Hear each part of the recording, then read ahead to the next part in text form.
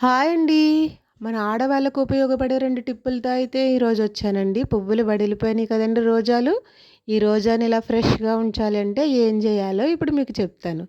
చూడండి ఈ రోజాలు ఎలా ఉన్నాయో. మనం పెట్టుకునేటప్పటికి ఒక గంటలోనే వడిలిపోతాయండి ఈ రోజాలు.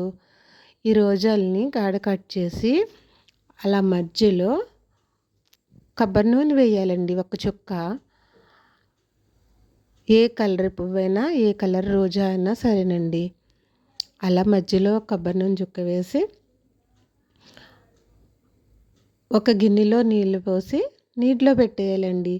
మళ్ళీ ఇంకొక 2, 3 గంటల్లో మన ప్రయాణం ఉందనుకునేటప్పటికి అవి రెడీ అయిపోతాయండి. అలా ఫ్రెష్‌గా రెడీ అవుతాయి. 2 గంటల్లోనే రెడీ అయిపోతాయండి.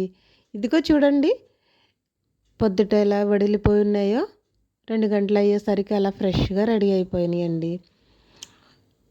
ఓకే ఫ్రెండ్స్, ఇది మన ఆడవాళ్ళకి బాగా ఉపయోగపడుతుంది. మీరు ఒకసారి ట్రై చేయండి ఫ్రెండ్స్. సెకండ్ టిప్ వచ్చేసి కత్తిపీట గురించి చెప్తానండి. మనకి కత్తిపీట అస్తమానం కిచెన్లో వాడుకుంటూనే ఉంటాం కదండి. కత్తిపీట అయినా చాకైనా. కత్తిపీట పదును తగ్గుతూ ఉంటుందండి. చాకు కూడా ఒక్కొక్కసారి అసలు తెగదు. అలాంటప్పుడు మనం ఏం చేయాలి ఇప్పుడైతే చూద్దాము. మనం టీ తాగే కప్పు ఉంటుంది కదా, ఆ కప్పు వెనక భాగాన్ని ఆ చాకు మీదైనా కత్తిపీట మీదైనా పెట్టి రఫ్ చేయాలండి. అలా నేను చూపించినట్లుగా రఫ్ చేస్తే ఈజీగా పదును వచ్చేస్తుంది. అదిగో చూడండి ఎంత బాగా తెగుతుందో. ఈజీగా కట్ అవుతుందండి. ఇది కూడా మన ఆడవాళ్ళకి బాగా ఉపయోగపడుతుందండి.